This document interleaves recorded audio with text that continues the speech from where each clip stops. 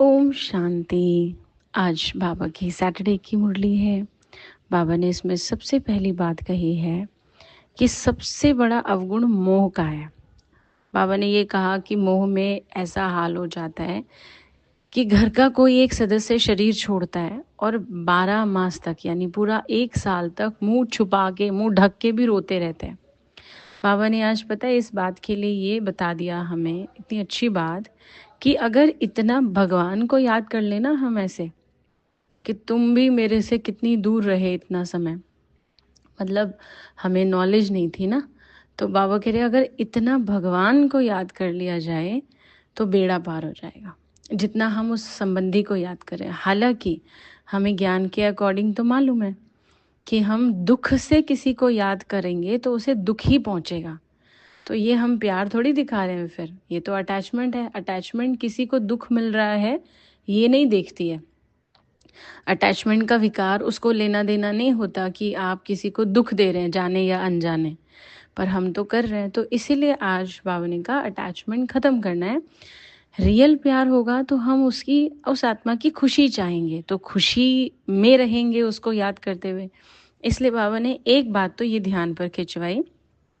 दूसरी बात, आज बाबा ने बोला जैसे दुनिया में भी ना, जैसे जैसे पढ़ते जाते हैं मैनर्स अच्छे आते जाते हैं। आप देखते हैं कि दुनिया में जब कोई ऐसी एक्टिविटी करता है या कोई ऐसा शब्द बोलता है तो कई बार लोग कह देते हैं गवार है क्या, मतलब पढ़े लिखे नहीं है जैसे कि, या इलिटरेट पीपल की तरह बिहेव कर रहे हैं, बेसिक मैनर्स भी नहीं है।